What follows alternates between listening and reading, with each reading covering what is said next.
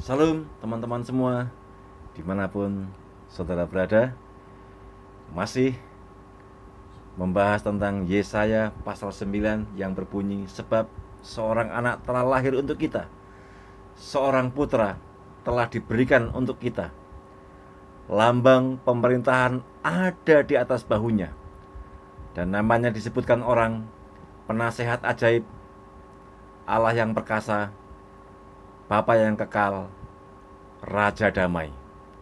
Saudara dikasih Tuhan, untuk video kali ini saya akan membahas tentang nama yang melekat pada diri Kristus, yaitu disebut sebagai Bapa yang kekal.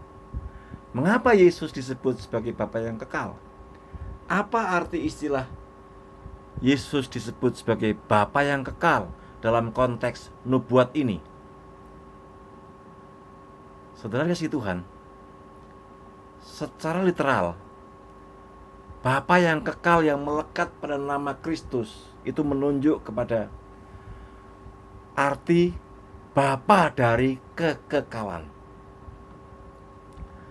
Kata Bapa diartikan sebagai pelindung atau protektor.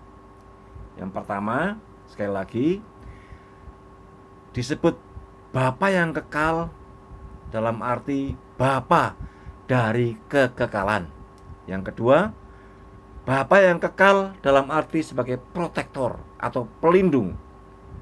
Ini seperti yang tertulis di dalam Ayub pasal 29 ayat yang ke-16. Bapa bagi orang miskin.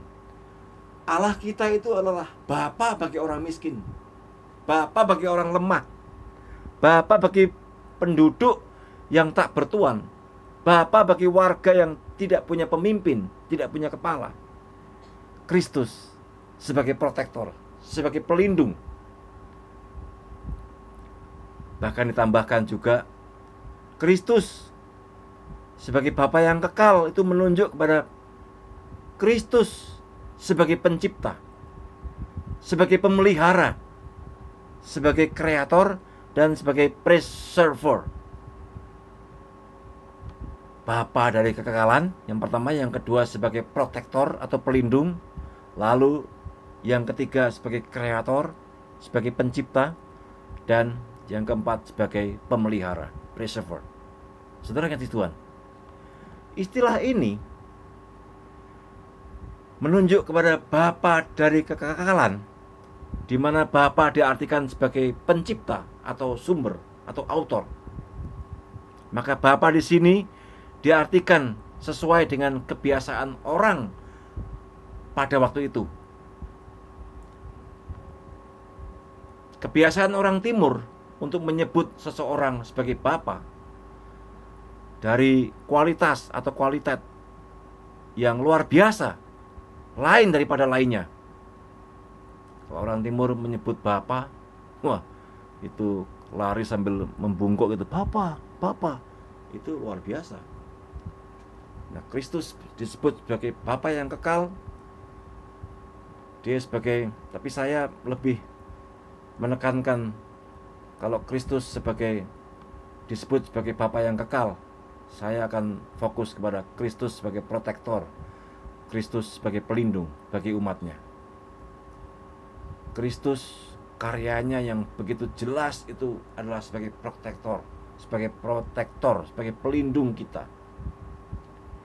Memang setelah dia berkarya sebagai pelindung, dia berkarya sebagai protektor dengan cara datang ke dunia menjadi manusia, menjadi hamba, menjadi pelayan, menggantikan posisi kita yang seharusnya kita ini budak dosa. Yesus menanggung kutuk kita di salib. Itu luar biasa. Dia melindungi kita dengan cara menghapuskan pelanggaran kita, menghapuskan dosa-dosa kita. Kita yang seharusnya menjadi hamba, menjadi budak, menjadi pelayan, kita dimerdekakannya. Kita yang seharusnya dihukum, kita dibebaskannya. Itulah fokus saya. Dia sebagai protektor, dia sebagai pelindung. Saudara kasih Tuhan, sampai saat ini, bagaimana dengan saudara?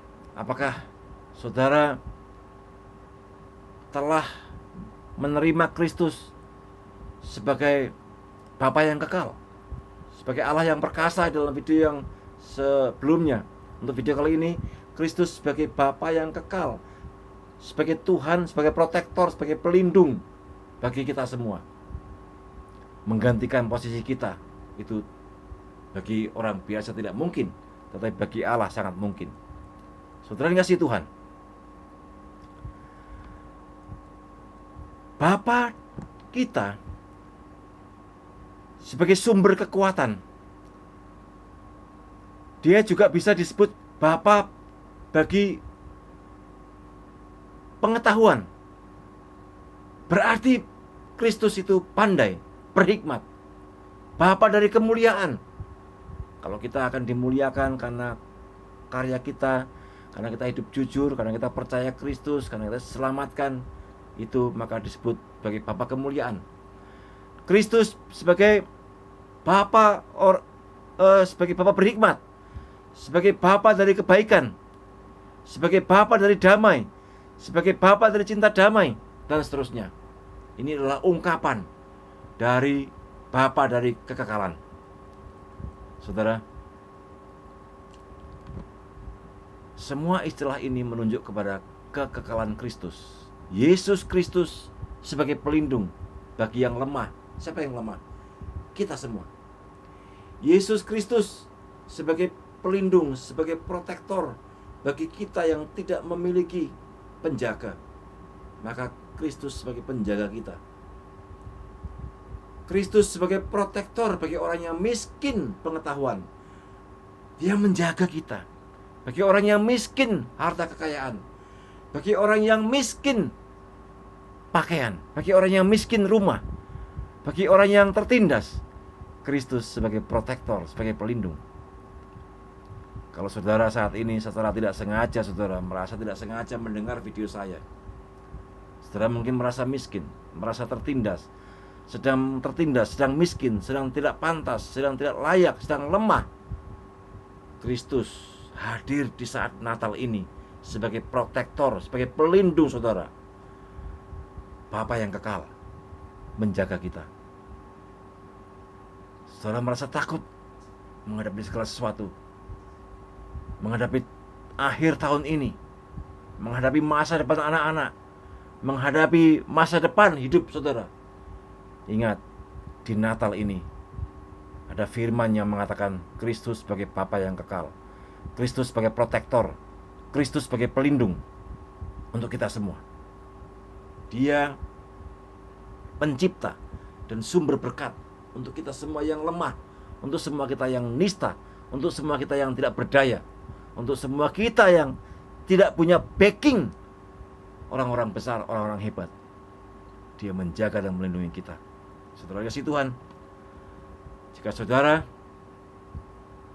merasa yakin bahwa firman ini untuk saudara dan saudara pertama kali mendengar nama Yesus sebagai Bapa yang kekal, mari kita bersujud di hadapannya. Terimalah Yesus sebagai Sang Juru Selamat, terimalah Yesus sebagai Tuhan, terimalah Yesus sebagai Bapa yang kekal. Dia akan menjaga saudara, Dia akan melindungi saudara, karena Dia adalah Allah yang perkasa, Allah yang kekal. Tuhan memberkati saudara sekalian. Salam.